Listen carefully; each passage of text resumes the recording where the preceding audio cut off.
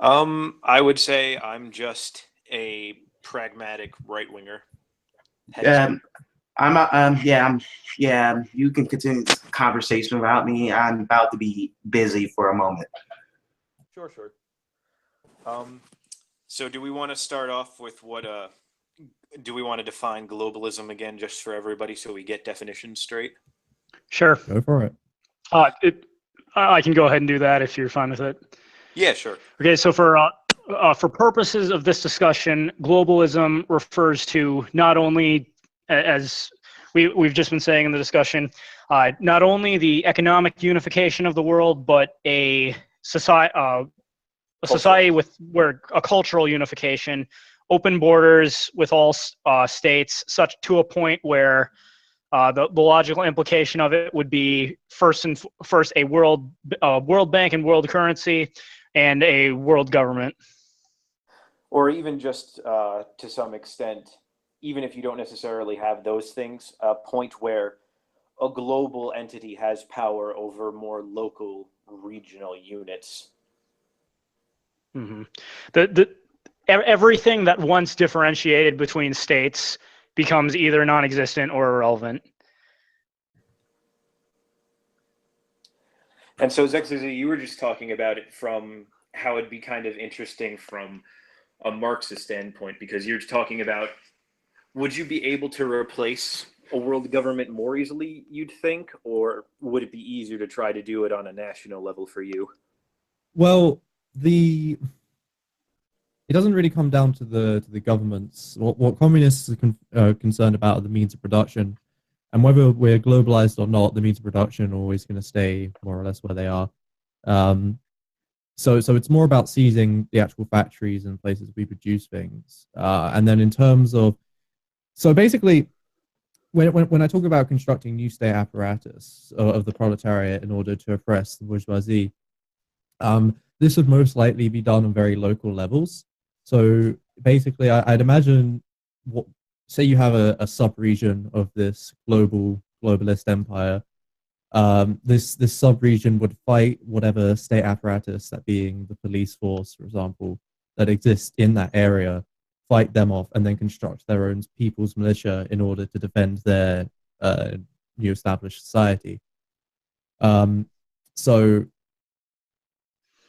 I don't really think. I mean, yeah, it will probably make differences because obviously a globalization compared to how we live today is going to be very different. But whether or not that really has huge implications for the question of revolution, I just can't really say. Okay, I see what you're saying. And then, well, then let me ask you this: would it be more beneficial to the workers to have this free flow of immigration for them? Would that make it easier, in your opinion, to seize the means of production and to try to oppress the bourgeoisie, or would that make it harder then? I don't really know how immigration plays into the question of revolution, to be honest. Well, I mean, I think what he's saying is the people who revolt have to come from somewhere. I mean, would immigration directly or indirectly affect how fast that revolution occurs based on the number of people available to actually start the revolution? That's I really do think that kind of comes down to the specific contexts of the time. That's just very difficult to really pin down. Because the thing is with these things is you can't really predict how or when they happen. And also in terms of the people available, well, I mean, in all parts of the world, we're going to be producing things. And where we're producing things, obviously there are people. So there are always going to be people available to revolt. I don't know if it's a question of how many. But I mean, yeah, it's so kind of abstract that, even when talking in relation to the society we have today, predicting how revolutions might function is a very difficult task, let alone doing it in an abstract imagination of a society from there on. It's extremely difficult.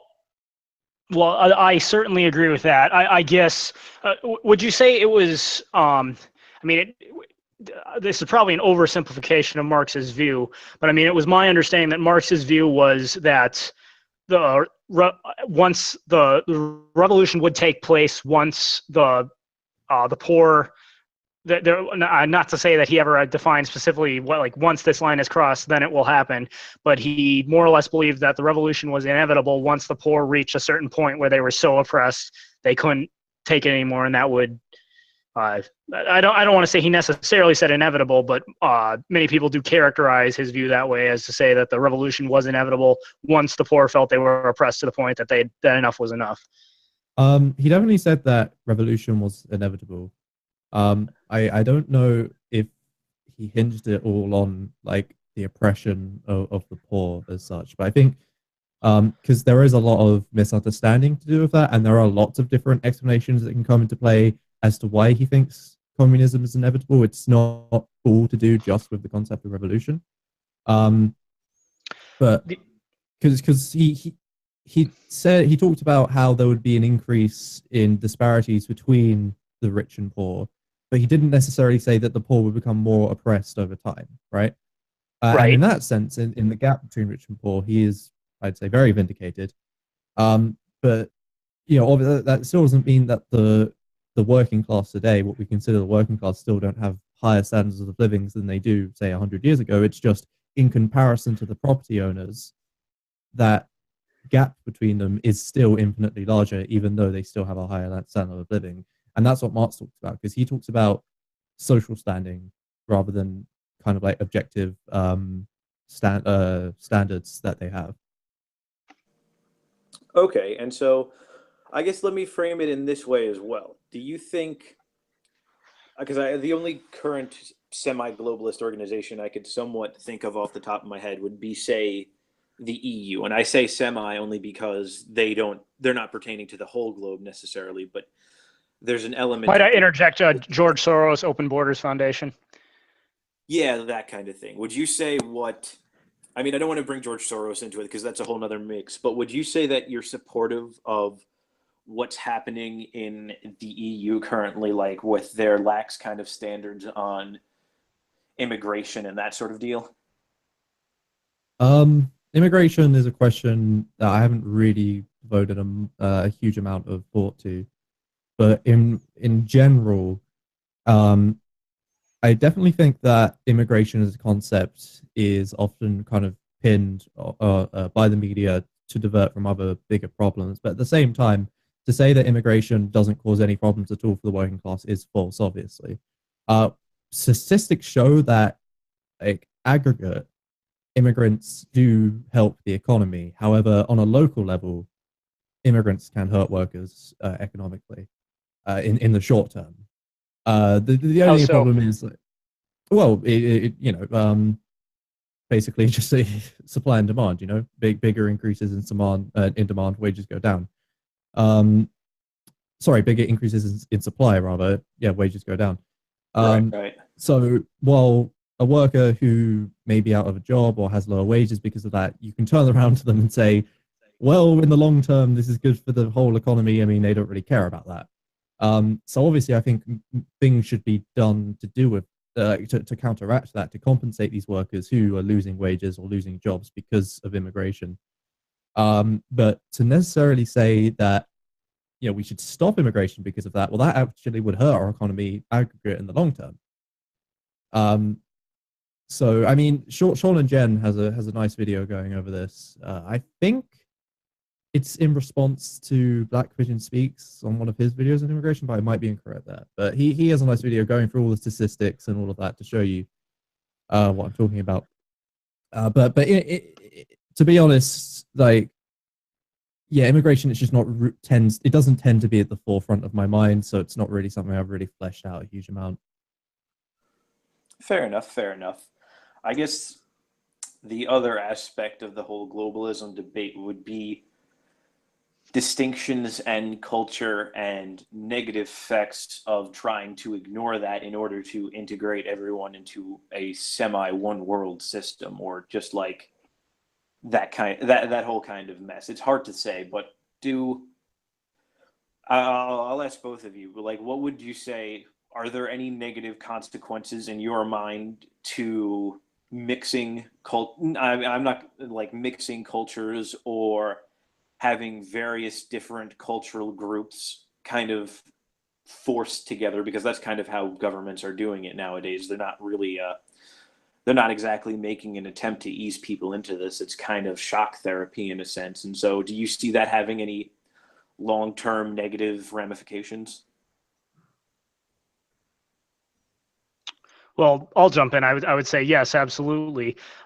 In as much as if you look at the vast cultural differences, say between people coming from the Middle East or the previously homogeneous populations in Europe or the United States, if you, I mean, there are a lot of specific things I could point out, but the cultural differences are so great that when you look at, like, for example, just Sweden or Germany, or all the issues they've had with refugees raping women, which stem from, you say, the cultural differences between a majority Muslim country under Sharia law vice Western country with Western values. It would seem those two cultures are just simply incompatible on their face.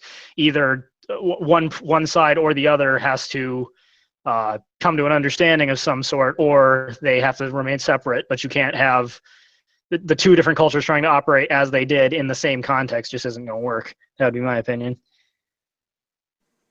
I mean, Okay.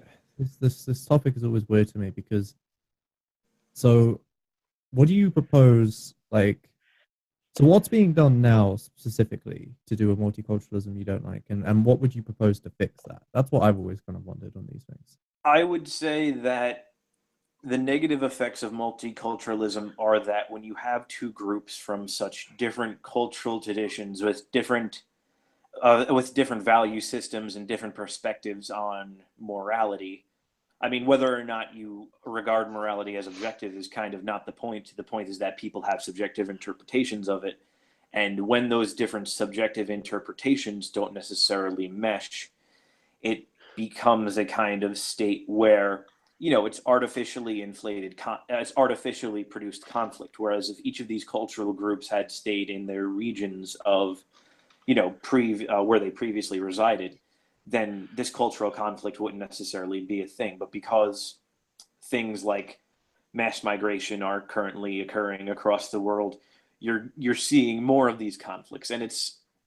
And the other negative effect is that it's often the native population and the native culture that's being uprooted to supplant, to make room for this newer one, which causes even more problems. There's a lot of, I just looked up a fairly decent sized body of work, and it all talks to how the cultural diversity thing, like the whole diversity is our strength thing, is really more or less of a myth, in that culturally homogenous societies tend to function much, much better. And so there are negative societal ramifications, such as, increases in crime, not necessarily even from the incoming culture, although that does tend to be the case, but just, you do tend to have a ethnocentric reaction of the native culture that will spur on a little bit of crime as well. And then when you throw into the mix institutions such as the welfare state, where now the native populace's taxes are going to this new cultural group who they don't necessarily like and may resent in some cases, that's even more conflict. And so in that sense, I'd say those are kind of the bigger downfalls of the multiculturalist side of globalism. Okay, and Yeah, if I could so just give I was just going to give a specific example quick. There was an article I read. I'm looking for it right now, so I'll provide it if I can find it. But it was about Dearborn, Michigan, which specifically has a large influx of immigrants from Muslim countries. And what they found, at least some of the immigrants were doing, was practicing under Islamic law, practicing polygamy. There was a man who has 4 wives. Each of his, of course, in the United States, he was not legally married to these women, but under his faith, he was. Each of them had a different apartment. He would go from apartment to apartment, acting as the husband to all four, having children with all four. All four women were receiving welfare checks, and then the more children they had, the bigger the welfare checks get. Essentially, this process continuing after a while results in the immigrants buying up more and more of the housing space, still practicing this. These people are not working. They're receiving money from the state in order to reproduce. As they reproduce, they're getting more and more money, and it ultimately resulted in the entire neighborhood now being majority immigrants, and the public schools, the public services end up taking on that national identity rather than an American identity. All right. That's just one specific example. Yeah, I mean, I don't think the question of welfare or housing is really a problem. When you I could go on some anti-capitalist rants, but it'll probably get us way off topic. But so really, yeah. So the question of culture and multiculturalism is just not something I particularly care about, and that's not to say it doesn't hold importance. It just doesn't interest me, and because of that, I don't kind of look into it in the slightest. But what I will say is that obviously I think liberalism and liberal values and that they should be upheld, and we shouldn't make way for them for non-liberal values. I don't think that but I think a lot of it comes down to the actual conditions that these people both come from and then are living in, because a lot of the time you'll find that say crime, for instance, it correlates quite strongly with poverty. So it's kind of what I'm getting here. So like basically, these people, for instance, refugees, if they're coming from war-torn areas and then they are living in ghettos or wherever in that country, then it's just kind of natural that they're gonna not be the most socially what's the word? I can't think of the word. Whatever. You know what I'm talking about here. So Yeah, no, I get what you're saying. So really, I think there are a lot of other ways to look at it, other than kind of like just stop them all coming here, and I also kind of think it's I do get the feeling a lot that it's kind of blown out of proportion a lot as well, these kind of issues. But again, I'm sorry, I'm just not really the person to be talking to about this in the slightest. Like, there are much better answers out there than what I'm giving. These are just kind of like my general thoughts about the topic. Clearly, you guys have done a lot of research on the spot with this. It's fine. Yeah, it's fine. It's just like if you decided to put me on the spot about a specific part of Marxist economics, that'd be fine. But like, this is just not something I've ever read about or engaged in debate about before ever. It's just but I just. Yeah, I'm trying to think of like where else you can go to get a decent leftist perspective on this. What I miss? A kind of a lot, but we just kind of swapped some thoughts back and forth. Nothing major. Yeah, but I guess one comment I might have on the whole crime thing. There's definitely a case to be made on how poverty correlates to it, and that these immigrants are certainly coming from a lower socioeconomic status, and they're going to that's going to be kind of maintained even when they enter the country. Although there's also, especially within, there is to some degree, especially amongst different immigrant groups, the availability to move up in class. Like, one generation normally doesn't stay in the same social class as it was born into. There's something from the Brookings Institute, I know. Ben Shapiro has referenced it a couple times, but it's like chances are that if you're born in the lower 20%, within one generation, you will have left that or so. And so there is that opportunity, but even... What, is that for immigrants as well? I believe so. I'm not a huge fan of the Brookings Institute, so I haven't looked into it, but I believe it's the case. And, it does vary depending on where they're coming from, because there are perceptions that people have to deal with as well. I'm not going to deny that. But there's also the fact that sometimes, being that there is, discrimination, even in Western countries, it's not horribly rampant at the moment. I think we might be able to agree. And so sometimes when immigrants do stay poor, it's not always simply a matter of necessarily the fact that they're being put down or that there is sort of something holding them down. It might be simply a matter of, again, their cultural values not allowing them to function properly within the system. And I guess that would just be another point to why multiculturalism necessarily isn't capable of integrating people as well as I can't say I just naturally if of their own free will. Okay, and I might add, this is once again an oversimplification of how the immigration system works. But generally speaking, if a state says to immigrants at large, come over to our country, we'll give you living spaces, food to eat, and a fat welfare check, and you don't have to do anything. You don't have to get a job or anything. I'd imagine hordes of immigrants are going to start coming over.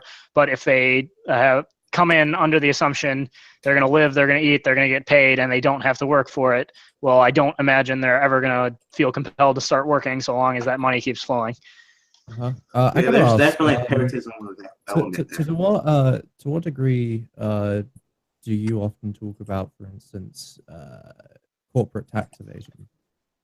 Could you say that again? Sorry. To what degree do you usually talk about corporate tax evasion compared to the degree that you talk about immigrant welfare checks? Okay, now when I want to clarify, you're saying tax evasion as in illegally not paying your taxes, not tax loopholes? No, the other one, tax loopholes, where they pay like 1-2% tax. I would. That would be avoidance, wouldn't it?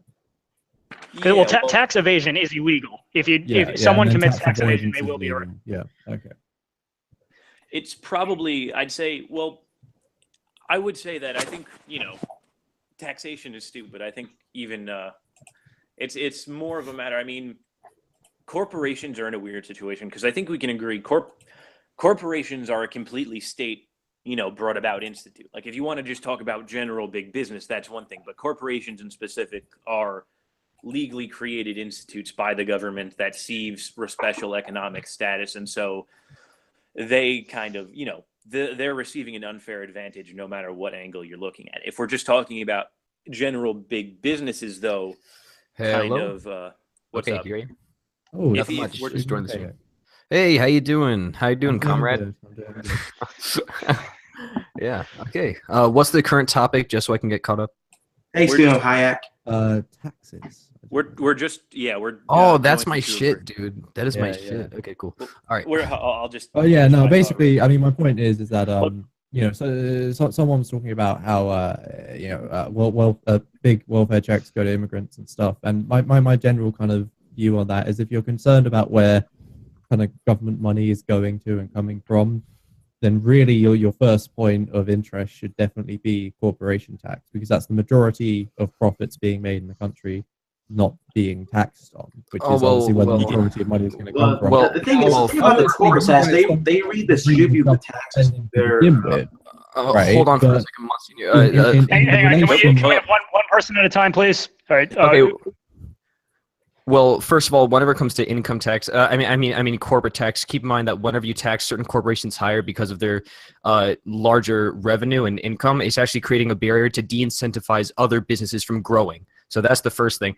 And then second of all, we shouldn't have yeah, it is, because now nobody's going to be incentivized to even become a large corporation in the first place, because you're going to actually lower their returns. So you're not going to gain that much more money. About government spending. Well, hold on, Hayek. I think the point with corporations, big business is one thing, and I think we talk about big business, but corporations in particular are government created and to a large extent government sponsored institutes. So they're always going to have an unfair competitive advantage within the market because would corporations not exist without the government? Yeah. They wouldn't last that long in the free market. Well, it's not that big business wouldn't exist, but the specific legal institutions of corporations would not exist without a government, because they receive special tax exempt statuses. They receive special lower risks, because one of the things you learn in like really early on in econ is that the formation of a corporation implies a reduced risk, because the government is going to help bail you out if the corporation ends up tanking. And so it kind of incentivizes worse investing. It incentivizes malinvestment to a certain extent because they know government is going to bail them out. But I think we're getting a little bit off topic here, only because we were talking about this in relation to the migrant status and how if they receive welfare, what's the, what should our concern of migrant welfare be versus the extent to which corporations kind of get off scot-free and without government. Well, first of all, corporations aren't people, so we shouldn't be comparing them to people, and that's our main mistake right now. Is that we're saying look at what the migrants are doing with welfare and the taxes, and then look at what the corporations are doing. So I think that's a false equivalency. Okay, well, that doesn't take away from the point that if we're concerned about government spending, we should close tax loopholes to get more money. Yeah, and that's something that everyone in this entire discussion actually agrees on, is closing the tax loopholes, except for the AMCAPs who don't believe in taxes. Yeah. So, right. Well, but then why isn't that talked about more? Hold on, let Xexizy talk. It seems like a more pressing issue because it's infinitely more money involved. I see this so much in Britain, where people are saying, the reason the NHS is overburdened is because there are too many immigrants, so we need to cut immigration and the NHS will be okay. But then if you actually, look at where the money from the NHS should be coming from, that being, taxes, and then the fact that most corporations in England pay fuck all in tax because they abuse loopholes, you realize that immigrants aren't really what we should be talking about, because the extra strain that immigrants even, they give back more than they take out, but the extra strain that any immigrants are going to be putting on public services is insignificant compared to the money that we're losing from not taxing corporations properly. Well, I'm just talking about priorities here, really. Yeah, but the priority shouldn't be to redistribute wealth from the surplus of the corporations, because corporations shouldn't be paying for someone that they don't know or they don't associate with. Well, and I think this is because you've come in later in the conversation. You're kind of missing the context of why I brought this. Okay, cool. If I could just make a quick, I was the one who brought up the issue of welfare and immigration initially. The point I was making when I made it was, if immigrants, regardless of whether or not this view is supposed to be true in a technical sense, if immigrants have the idea that if I immigrate to this Western country, they will give me a place to live, they will give me food to eat, they will give money to buy what I want, and I never have to, and I don't need to get a job, nor will I ever have to get a job. I can just go there and live as I please, and other people will pay for it. I'm saying that gives a massive incentive for immigrants to come over and not ever seek and not ever try to work. I will say though that I don't think that's too much of a problem when immigrants are still good for the economy on the long run. Well, and also, coming from living on welfare, it's actually we have studies that show people are much more depressed when they live on welfare than when they have a job, because obviously people like doing things, having purpose in their lives. Oh yeah, definitely. I think. But again, like the thing is. If you finish. Immigrants are good for the economy. So talking about how terrible it is that they're not putting into the economy is kind of irrelevant, because they are. Well, coming from they need to put into the economy. They can't just be on welfare and not have any form of a job. I understand sometimes there's a case where they are on welfare and they still have jobs, but in order for it to be good for the economy as a whole, they still need to be producing more than they're taking out in taxes, is what I would say. Yeah, Monsieur, can you let Monsieur say what he wanted to? I mean, Sorry, Voltaire, you go. Just saying, I just watched How to Argue for Immigration Restrictions from Shane Killian. His point was that immigration create 2.1 jobs for natives according to today's law. I could link the video if you want to. I thought that was an interesting point from the video. Yeah, you can put the link in there, but I think what we're not taking into account is that if you look at the counter studies regarding immigration, which is that which is the fact that even if they're working, their work is usually considered non-taxable income, so they're not paying the return in taxes as much as they're actually taking out of it. And this is really the Ronald Reagan type of mentality where the people who are benefiting the most from taxes should pay into it. And that's why immigrants should pay taxes, is because they're more likely to be on welfare, so on and so forth. So yeah, you can put that link in there, Voltaire. I'd love to see that. So you basically support amnesty then, Student Hayek? I actually support open borders, but only if we abolish the welfare state. Yeah. I support open borders, but only if we abolish capitalism. Well, you'll have to wait till 2066, whenever profit is gone. When we finally achieved post scarcity. Yeah. Only can happen under capitalism, not socialism. Well, all right. Hold on. Let's stick to the globalism debate. Yeah. No, the whole idea is that post-scarcity is achieved through. Post-scarcity is antithetical to capitalism. Overproduction is capitalism's main downfall. We're in disagree. territory here, so let's stay away from that. Well, I think let's try to reframe it in what the original discussion was, which was trying. I mean, we were talking about like the necessary, some of the effects of multiculturalism and how that goes down. I did actually just find a paper because Xexizy did bring up a good point that it doesn't necessarily, just because you're from another culture doesn't necessarily inclinate you to crime depending on where you go. But there are, there's other factors like poverty. And I did just find, I think I can link this study for free, but I printed it out at my college, so I'm not sure. But I think I can check. It's called, it's from the Social Science Research Institute. Elsevier. It's a British institute, but one of the things that the paper focuses on is that even when you control for things along the lines of poverty and varied socioeconomic status, that when migrants do end up coming to the country, there's still a negative disconnect in terms of values, in terms of that migrants tend to uphold less the values of the native country, and depending on where they're from, that could mean illiberal beliefs. And on top of that, there's also that it doesn't, when you have this artificial conflict with the natives, then you have more crime that way. And so I just thought I'd bring that up. I can send, I believe if I can find the study for free, I'll send it to you. Before we go on, can I find out who's on whose side? I'm pretty sure the ANCAPs are on the same side, but Pragmatic and Xexizy, are you globalists or nationalists? I'm neither.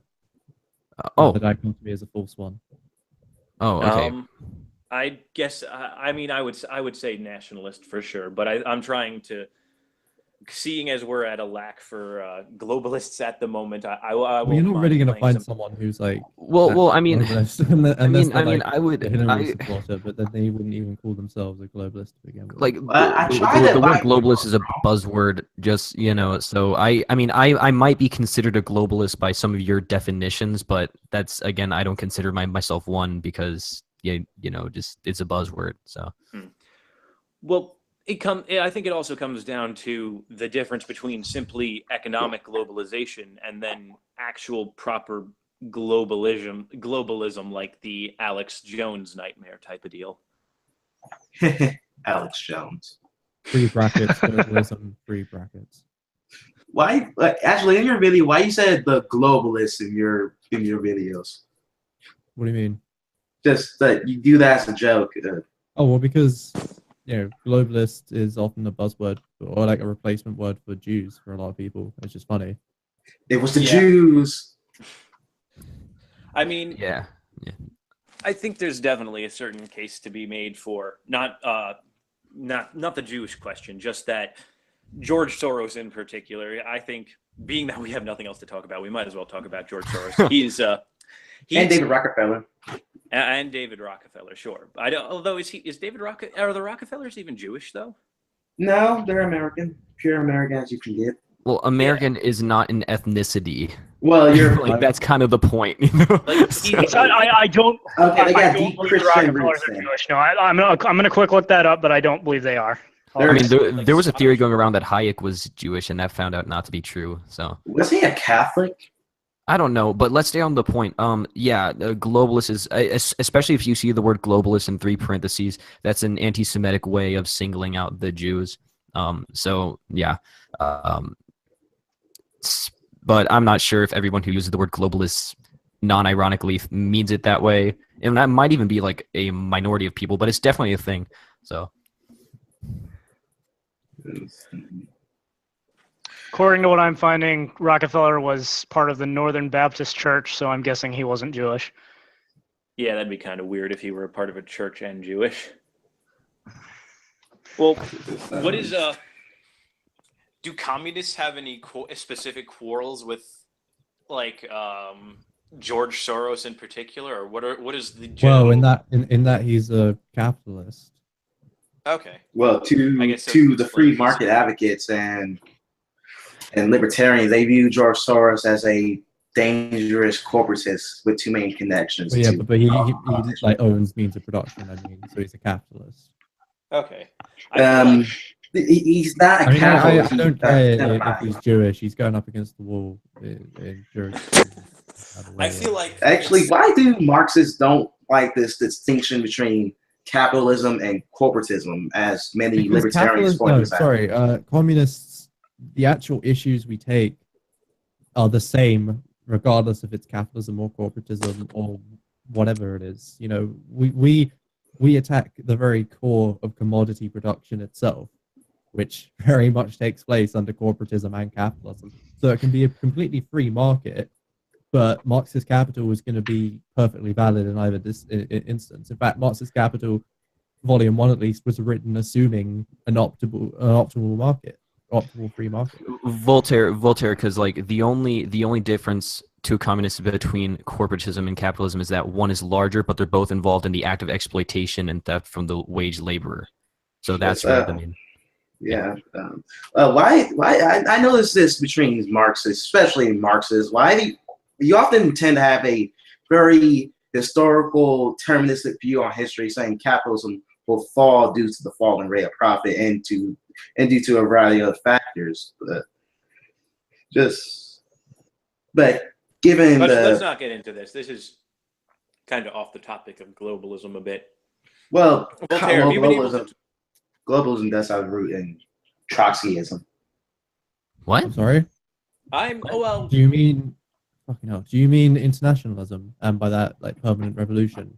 Yeah. I think okay, that's just like so like unrelated.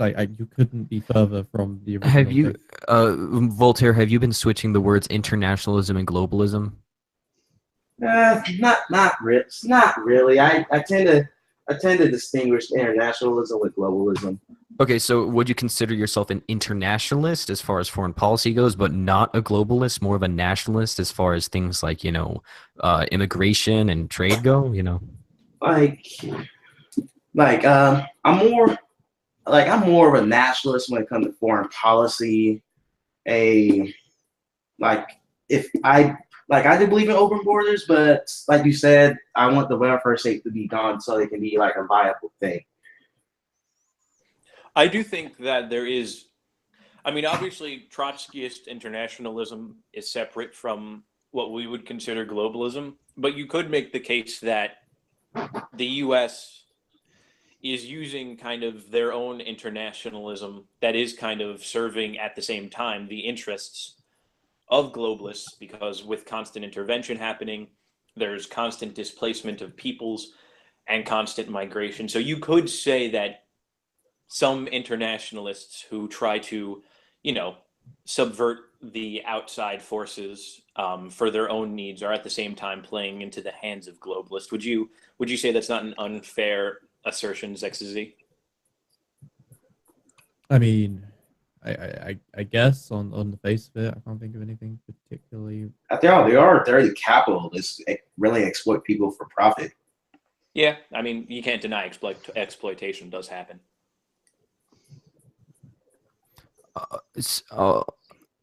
I have to hear that question of yours again, Pragmatic, so that I can put some of my input on it.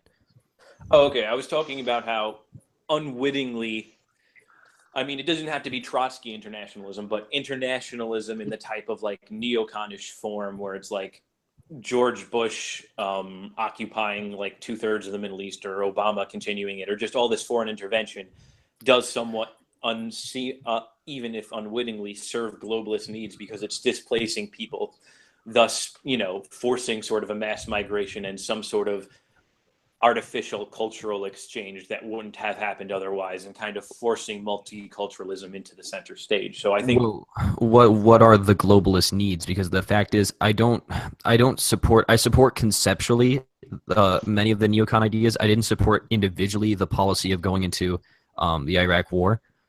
So that's a particular policy. But I do consider myself more on the neoconish side, especially with things like liberal and conservative internationalism.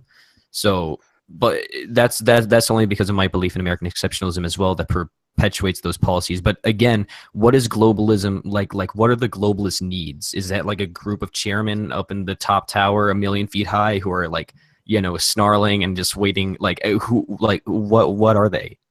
If I may interject, I think, as we've already pointed out, one of the difficulties in this discussion is we don't really have anyone who's representing the globalist side per se.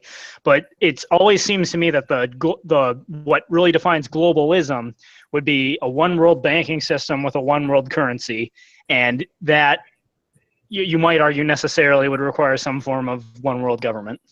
I wouldn't even necessarily say a one world banking system. I do think that's somewhere in there, but even along the lines of just a single kind of formal or informal entity that is making decisions beyond the control of local regions or nation states or what have you, and that kind of thing. And so, like you asked about globalist needs, one of the needs in order to kind of subvert the nation state and that nation state mentality is the forced, intellectual interjection of multiculturalism, like George Soros is doing with his various different institutes that he set up across Eastern Europe to kind of promote the open borders mentality in various different European countries.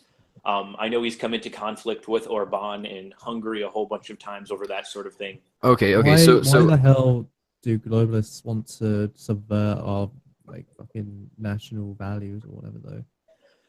Well, it's necessary in order to.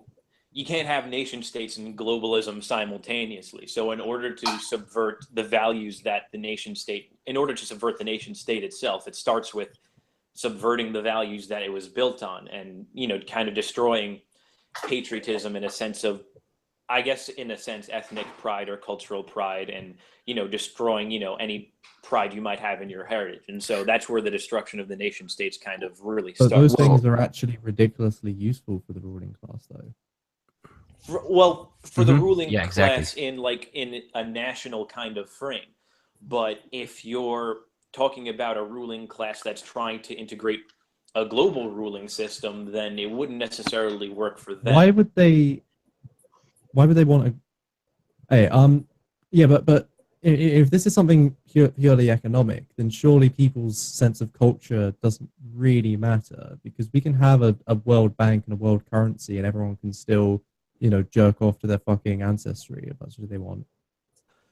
Well, I would say, if I could use the example of, say, Alexander the Great, for example, when he conquered a territory, what's one of the first things he did? He established an academy. That is just not the same thing at all. Well, that's more than imperialism. That's imperialism. Yeah. Yeah. Well, that's not the same. This is actually move on from this subject. Force to subjugate a country that know they're being subjugated. They've just had their country defeated in war, okay, and then are having all of these things forced upon them instantly, okay, and then this is literally just economic policy, and that's all it is. First of all, things like trade between countries and war between countries is beneficial to certain economies and rulers and is not beneficial to others. And we have to have that. To an extent, there will always be that constant conflict in order to ensure that, certain people are perpetually in power. I mean, look at mutually assured destruction going on with the U.S. and North Korea. Really, the purpose of that is to gain political capital. That's why North Korea is making all these threats that they're not actually going to go through with. But that's something that would actually be perpetuated regardless of globalism. I mean, the entire globe, some of the complaints that you guys are making are reasonable, but then some of them are lopped in with the nationalist narrative in an attempt to paint globalism as more of a conspiracy theory than an actual economic and political theory. Yeah, exactly. I was getting that feeling as well. Hayek. I actually have a video on this. It kind of touches on the subject. It goes over cultural Marxism in general, but I do touch on the swarming countries of immigrants to control everybody better or whatever. When Well, I mean, you know, especially seeing as you know when historically, and you know, the ruling class, they make mistakes, but they're not fucking idiots. Okay, they know that historically, when you flood a country of immigrants, this leads to very high rises in national identity and nationalist movements, and leads to right wing populism. So actually, you know, the sense of national identity is only increased as immigrants have come in, as a reaction to immigrants coming in. Okay, yeah, and it's not like the ruling class wouldn't know that this would happen. They're not that short-sighted. The reason that this is happening is because there was inevitable imperialism due to capitalism being capitalism, and this is just chickens coming home to roost. Imperialism predates capitalism. Imperialism predates capitalism. But also keep in mind, That doesn't yeah, go in contradiction with my point. But either way, well, okay, if you want to disagree with why it happened nonetheless. We've had intervention in the Middle East. That's caused destabilization. And now, again, this is chickens coming home to roost because of that. We can't do anything about that now. It's already happened. well, This keep in isn't mind something whenever it that was comes to the orchestrated decades in advance. Like, whenever it come on. comes to the Middle East, I actually agree with you that it's not orchestrated in advance. That's why I'm not on board with the conspiracy theory. But I don't agree with you that we completely it was all the U.S.'s fault that the Middle East is completely destabilized. If you look Well, at the no, actual, I never said that. It's the USSR's fault as well. It's loads of different faults. I mean, you know, okay, cool, fucking yeah, well, I the think Middle East is such a clusterfuck. yeah, I think I will take that if, answer. I'll take it. if we're going to talk about a ruling class, though, and what they'd want, I think it would be in their interest to consolidate power under a global institution, only because having these various and national identities to worry about, and trying to have all these different groups maintained within their borders is inevitably tough, because eventually you can't sustain a government permanently. That's why government collapses ever, because it runs out of money to tax. It runs out of money because it can't keep taxing people, and it runs out of wars to inevitably expand its tax base. Because I mean, Can I ask then, why is it historically that ruling classes have tried to promote nationalism among the working class? They well, do it that to depends on distract the who you're working class calling a from part of the real ruling issues. class. Because I mean, the Uh, ruling class is a somewhat undefined, nebulous term. Because there are certainly some political leaders who will try to take advantage of national identity in order to use it for their political benefit.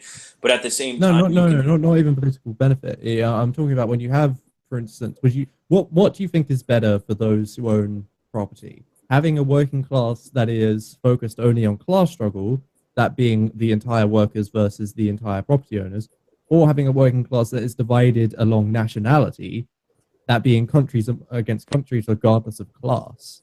It is infinitely better for the working class to be fixated on everything but class. And that historically, we see this happen time and time again. We see even today, liberal identity politics is actually a huge way of Hillary fucking Clinton.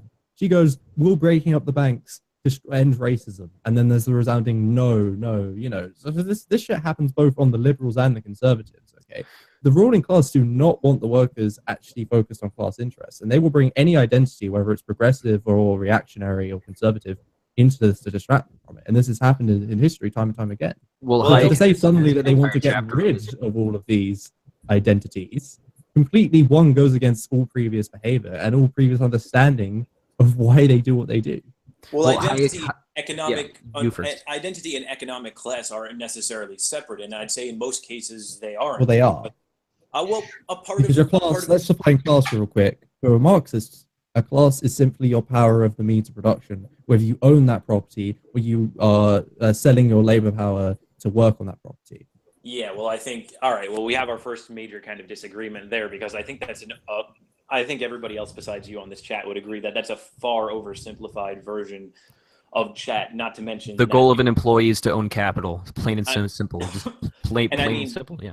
the distinction between personal and private property is something we have to discuss too. But just to try and avoid that for just a second, I think you mentioned a valid point before, where that economic status isn't completely separate from identity and race, because like you said, when we're importing all these immigrants, it is definitely negatively affecting the lower working class in the short run. So as much as it might be a nationalist kind of sentiment that they're trying to take advantage of, if the country isn't at the same time serving the economic interests of the class, it's also what they're focused on. Because half of it isn't just a concern over identity. I'd say for most of the right wingers in America, it wasn't identity for the reason why they voted for Donald Trump. It was the fact that they're also being economically subverted by these migrants who also happen to be subverting the culture and so forth. Funny thing Exactly. about that, though, So wait, statistics kind of show otherwise. Well, keep in mind, whenever a nationalist tries to persuade the working class, they're trying to persuade them through economic methods via nationalism. So what did Hitler promise people who were not Nazis? Things like universal healthcare, things like a form of socialized services, and these are things that are generally considered to help the working class. But he said on one condition: you have to follow the fascist narrative, and that's really the entire point of the nationalist sort of trying to get the working class. So it's not a black and white thing. They try to accomplish both, but it's more of an ultimatum rather than just a pro-working class type of deal. Okay. It's pretty Yeah, I mean, interesting. fascists have always historically co-opted social democratic policies, and the whole reason that the Nazis retained socialist in the name is because you have to understand they were around at a time when there were literal socialist insurrections happening. Socialism was extremely popular with the working class, so they used that to, garner support, and because people didn't know what fascism really was at the time, so they co-opt these social democratic policies like the free Sure, they healthcare did. and everything. There were actually 3 or 4 actual Marxists who founded fascism within Germany at that time. Actually, it was the earlier 1900s before Nazi Germany went full fascist. But actually, fascism depended on the necessity of those Marxist scholars to actually work in Germany. I'll find their names soon, and if I find them, I'll go ahead and bring them into the chat. But Okay. Now I was going to talk about something else before that in response to something else, but I completely forgot. Oh yeah. It was something to do with class, wasn't it? What were we talking about before? Well, I mean, I don't want to get I too much. don't see how your power over the means of production is tied to your identity in any. Can we move way, off shape, from or form. class struggle, please? That's a totally different discussion. Well, I don't. Well, again, I don't think it is necessarily, only because class and immigration status. 95% of the time, when you're an immigrant, unless you're moving out of a country with a massive amount of wealth from that country already, like you're a factory owner who just wants a better life in the United States, chances are you're going to be a part of the lower class. Well, that's And just so correlation equals causation.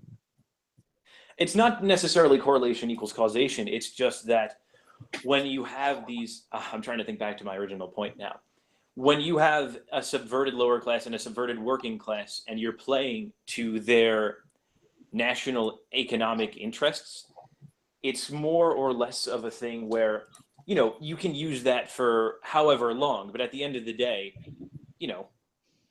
Hitler's policies worked for only a certain amount of time, and eventually, this isn't really talked about, but Germany ran itself into massive fucking debt even prior to the war.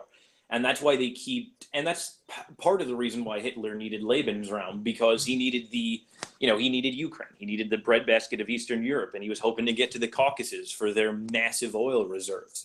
Like, a lot of these things are economically unsustainable. And so, again, you will have inevitably kind of a focus on a class struggle. But I think if you were to focus really hard on class struggle, you would see that it's not necessarily as you would say, the capitalists who are trying to kind of perpetuate it. It's more, government stifling economic progress. Hey, Luis.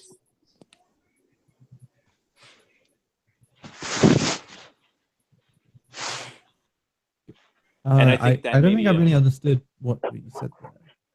Hey, I'm sorry. Xexizy. Oh yeah, Xexizy. Have you seen Jason's video on I have. And it's atrociously bad. Yeah, this Can we actually speak about these globalist organizations like the UN, the EU? Well, hold on, I'll briefly try to summarize that word salad I just threw together at the last moment there. So I guess this has to inevitably return to the capitalist thing eventually, but more or less, you're going to find that the ruling elite are trying to stifle economic growth to keep people down, but they're not using a capitalist system to do so.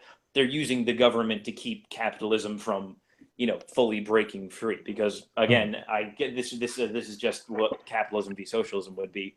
capitalism is the optimal system for alleviating poverty, I would say. I think most of us would agree, except for I could literally go on for a week about that. That is, I really just feel like that. Well, Is like, there is Xexizy empirical has a data to ton. prove you Xexizy wrong. has a ton of videos of counter arguments with that, which I will debunk in the future. But yes, he could go on days for that. All right, well, let's Actually, all right, I think I agree debunked with- you about the stretch shots in my first video. Well, Yeah, let's I save think- it for a different debate. Yeah, I agree with Voltaire. Let's move on to like actual globalist organizations. We'll just have to agree to disagree on this one. Yeah. you Just know like- what? I couldn't really stay long anyway. I probably stayed longer than I should have. I've got shit to do, honestly. All right. So yeah, it was fun talking to you guys. I will Thanks, say buddy. I apologize for not really having anything significant to say on the topic of multiculturalism. There are definitely leftists out there who do. It's just not my area of expertise in the slightest, because again, it's just not what I'm dedicating my small amounts of time to actually learning about. If any of you don't watch Sean and Jen, I'll link his recent video on immigration on the Black Vision Speaks. And while it is more economic, I think it's still good to watch anyway, and it kind of gives you a. I don't know. Before you could you throw the fucking- all I can say in general, good general tips in life is watch Sean and Jen every day, and then watch ContraPoints every day, and you'll be pretty much set up for. Oh, life. God. is that the link you just put in the chat? I've just put 2 links in the chat. Yeah. Yo, Xexizy, before you Xexizy. go, I'd Thank like you to for know putting your up with view us. on the European Union. I'm a bit torn on the EU. I mean, like, to me, it's a capitalist institution, and like, for instance, in regards to whether England should have stayed or not, I mean, I was a bit on the fence. I did vote Remain purely because I'm a physicist, and I'm likely going to be going into research, and the EU funds research immensely. So now, if I want to go into research, I'm going to have to move abroad, which sucks. Well, maybe it doesn't suck that bad. I don't know, but yeah, in regards to whether the EU is a good thing or not, I mean, like, I don't really know, but ultimately, it's a capitalist institution that I would abolish the very underlying fabric of that society to begin with. So it's like, yeah. Okay, I just want to know your view as a European. Xexizy, Thanks, before you go, check out a channel called True Dill Tom. He has some pretty good pro-capitalist arguments you might want to check Oh, out. God. Cool, thanks. Thank All right. Thank Have you a for good one. putting up with us. All right. Can I say something quick? Never mind. Any thoughts on the European Union? If I could just offer quick, I had the privilege of visiting several parts of Europe last summer, and what I found, this was a Romanian I was talking to. I won't give his name just for the sake of his privacy, but his opinion on the European Union was the people who are for the European Union are usually from countries where lots of money gets funneled to those countries via the European Union, and those that are against it are from the countries that lots of like for example the UK. Why did they leave the European Union? The people who voted to leave said because the European Union is not benefiting the UK. They're just taking our money and giving it to other countries. I don't remember if it was Poland that they were saying specifically receives a lot, or maybe it was. I don't remember. There was one country that he told me about that in particular receives a lot of EU funds. So Germany. Okay, so I guess those that are opposed to the European Union, I would say because the European Union is really just a scheme for redistributing European wealth. I really like to know about the bureaucracy of the European Union, because what I know is that I've spoken to several people who claim to be from England. They don't like the European Union or Angela Merkel because it's such a bloated bureaucracy. They don't really represent the people or the national interests of their other nations, you know. Okay, and I would say pretty much any system where you consolidate power and give a small group of individuals a large group of authority over larger groups of individuals will inevitably create a system that is, slow and unhelpful. There's the word I'm trying to think of in my mind. It's not coming to me. Inefficient. Yeah, that's pretty interesting. What's the current subject again? We're the EU. Yeah. What's your thoughts on EU? I want to know your viewpoint. So the problem with the EU is that really, I don't think it should exist. I think what we need is the UN, but a revised UN, and that's it for anything international. I don't think the EU is necessary.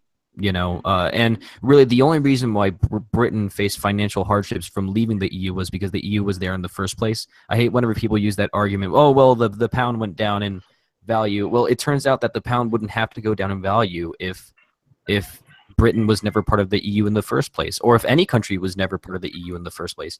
We should just disband it. And really, in regards to international relations and trade, all we need is a revised version of the UN to focus on bilateral and multilateral agreements in trade. So that's what we need.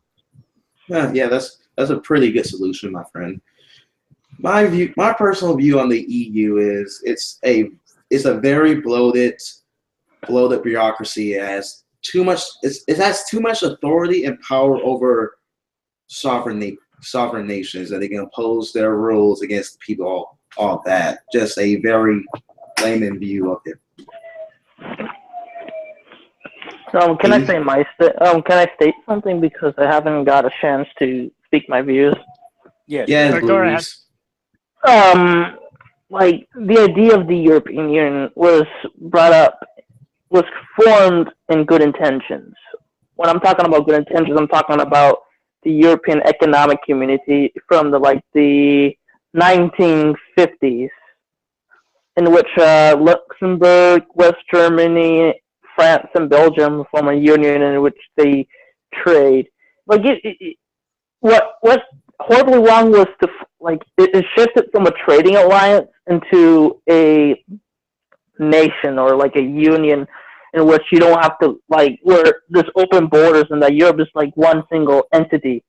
They even attempt to form a single military. That's and then what really destroyed the EU, damaged it, was the formation of the euro. When France and Germany ditched their currency and joined the euro craze, and then when the financial crisis occurred, the euro dropped in value. So, and as a result of that, you got Spain is a shithole, Greece is horrible. Lewis, do you think everywhere, all the other countries are eventually going to leave the EU? I know Italy once tried doing that under that prime minister that was impeached for degeneracy, but was undemocratically replaced with some other EU advocate. My predictions, I know France had their election, but they decided to elect some stupid progressive who had a who's a cat to Angela Merkel. Who has a fetish for old women. Ew. I have a feeling that Poland might leave because they have their own identity. I've heard some rumors about Poland and Germany. So I don't know about Germany. Germany is Germany is they're prospering because of the money they gain from being a member of the EU. Louis, I have to ask, how hard is it to broadcast from the bunker you're currently in? Yeah, for real. I know he's probably going from his phone. Are you on your phone, Lewis? Yes. Oh, okay. Yeah. All right, that explains it. Hey, I actually have to go, guys. But it was nice talking to you. Nice meeting you, Hayek. Nice to meet you. Yeah, thanks so We'll much. see this again in the future. Of course. Yeah. All right. Have a great time. Peace. Because if the EU is going to collapse, the euro is definitely going to be a factor into it. And also, onto the point, I think Italy will leave. Yeah, definitely. Italy, Poland, because or maybe Greece. Well, I feel like Greece is still too economically dependent on them, even if they hated EU austerity, the EU is their gateway to the IMS inflation money, which is the only thing even roughly keeping them afloat. So My theory is that the EU would split into different entities, like the Western European Union, and like sort of like the Roman Empire would split into and 3 into 4 into it, collapse entirely. Like I know I know Scandinavia has their own trading partnership with like Finland, Sweden, and Norway, and Iceland. like new Roman Empire when though? That's the 5th Reich, because Germany is like one of the biggest players in the EU. Yeah, I mean it's essentially like Juncker is like, or whoever the new head is, he's half a puppet to Merkel, honestly. But honestly, okay, I'm sorry. I thought the fire alarm in my building was going off. Half of the reason. We're refugees into the new nation, and I just showing my big fat titties. yeah, I'm just gonna mute you. I feel like half of the reason Germany stays though is because it wants to make those other nations economically dependent, and I feel like that half plays into the whole globalism thing. Like, obviously, like most European countries can't sustain the mass migration, especially because they're horrendously large welfare states, and then on top of that, by making them independent, economically dependent on a faction that's beyond their national borders, there's legitimacy to like claim at some point in the future, should one of those nations enter like a national crisis or something, that the EU has to step in and take control, or yada yada yada. Yeah, and I know everyone objected to my use of the imperialistic example earlier, but I feel like globalism is in some ways imperialism, but without the military element. Rather than taking control by force, they manipulate control through economic means or whatever other means. Yeah, I mean, definitely honestly, voluntary imperialism. Well, it's not voluntary because the states are still enforcing this mass migration and the forced learning of multiculturalism and all that stuff. So, I mean, I kind of agree. I feel like it is sort of imperialism, but like in a cloak almost. Yes, like rather than uniformed soldiers with weapons marching in and taking over, it's more of a subtle takeover through manipulation and coercion. Yeah. Any thoughts on the UN? Like me personally, I never did like the UN. I always thought it was a very corrupting organization. It could also, I don't like the fact it can impose laws on these other nations. Okay. Hey guys, this has been a great discussion, but I also have to get going. So let's talk again in the future.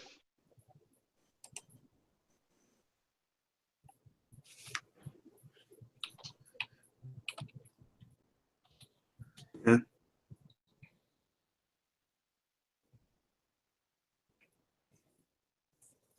Any thoughts on this, Pragmatic Culture? NATO, they were necessary, honestly. They had a purpose back in like the 50s to honestly combat Soviet expansion and the expansion of communism, but largely I would say it's useless now because at this point it's just there to provoke Russia at this point, which I think is useless. Yeah, just any thoughts on this, Zora? Well, Replace NATO with some sort of new organization of nations to combat terrorism. so that as an organization that not only everyone would join, but including Russia. Well, Something that I agree. There's something that would be very useful in having a joint agreement with Russia to actually combat terrorism. Unfortunately, realistically thinking, I'd like it to happen, but it's not going to. But then I feel like there's also the other half of it where I don't know what I was going to say. Never mind.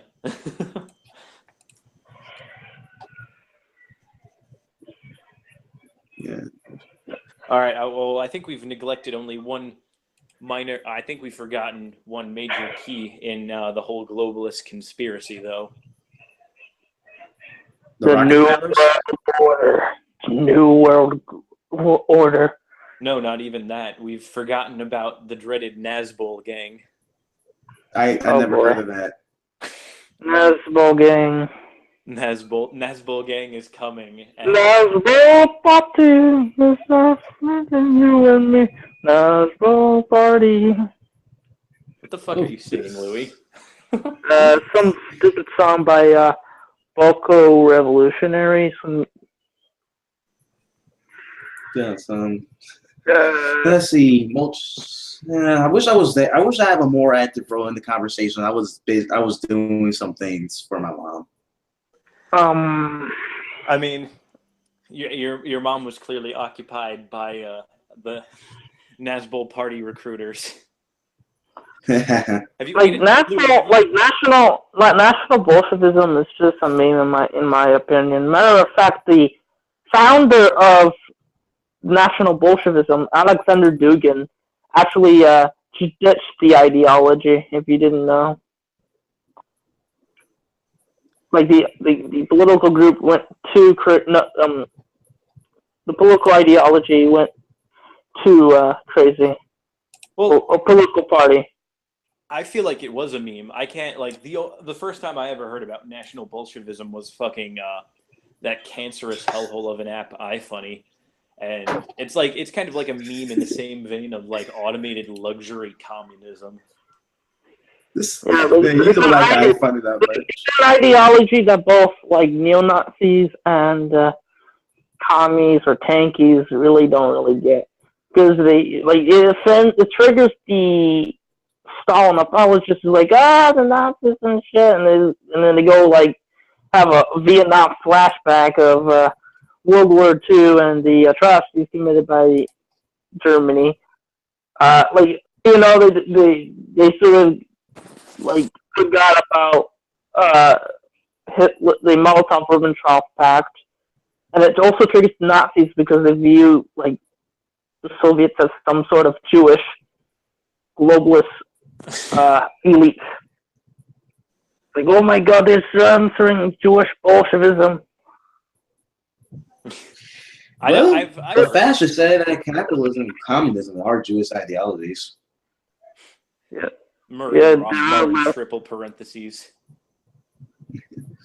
By the way, I'm not anti-Semite. I'm not a fascist. I thought we also wanted to talk about the preservation of culture a little bit. Yeah, I have a good point. Yeah, I was actually thinking early today. We have to be in the middle. Like, we should preserve the culture, but you can't go too far or too little. Like, you don't want to be in, because it's important to protect culture and traditions and values, but you don't want to go too far in the sense like Iran, in which it's like a 1970s time warp, and that it's a theocracy and it's gender segregation.